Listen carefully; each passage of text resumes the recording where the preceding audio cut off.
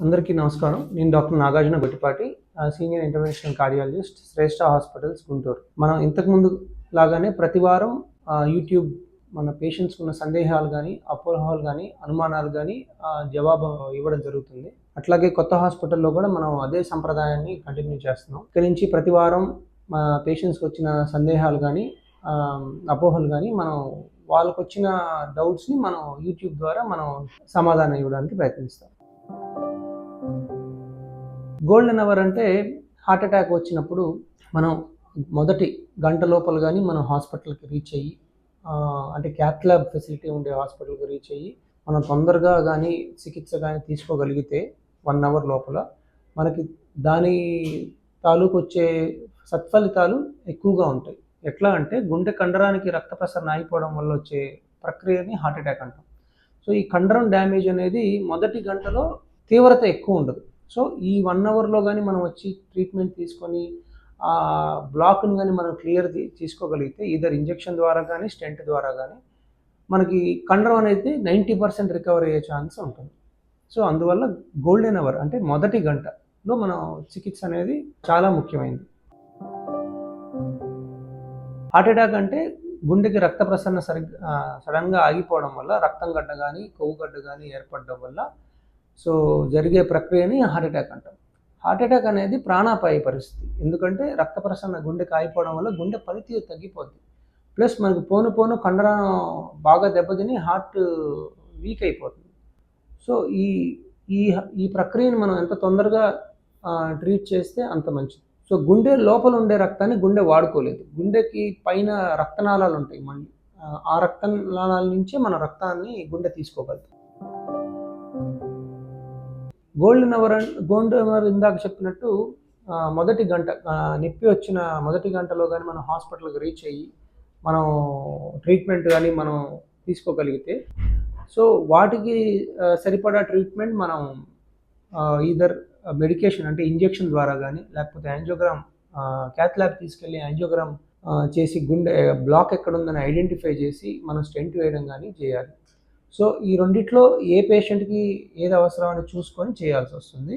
ఈ ప్రక్రియ చేసినప్పుడు మనకి మొదటి గంటలో మనకి మాక్సిమం బెనిఫిట్ ఉంటుంది. సో ఈథర్ మనకి ఇంజెక్షన్ అంటే థ్రాంబోలైసిస్ కానీ, లేదంటే యాంజియోగ్రామ్ చేసి ప్రైమరీ యాంజియోప్లాస్టీ అంటే స్టెంట్ వేయడం గానీ చేయాలి. Dos and don'ts of golden hour.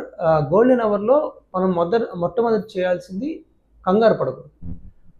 First ఒకవేళ హార్ట్ అటాక్ వచ్చింది అని మనకు అనుమానం వస్తే అది గ్యాస్ అవ్వనివ్వండి, లేకపోతే చేయి జారులా నొప్పి రావచ్చు. కొంతమందికి దవడ లాగినట్టు రావచ్చు. సో ప్రశాంతంగా కూర్చోవడం గానీ, లేకపోతే బెడ్ మీద పడుకోవడం గానీ చేయాలి. నియరెస్ట్ హెల్ప్ అంటే ఇంట్లో వాళ్ళు గానీ, ఫ్రెండ్స్ గానీ ఎవరికన్నా నియరెస్ట్ దగ్గరుండే వాళ్ళని పిలిపించుకొని, కుదిరితే ఒక అంబులెన్స్ గానీ, మీ ఫ్యామిలీ గానీ ఎవరైనా ఉంటే తీసుకెళ్ళడం గానీ చేయాలి.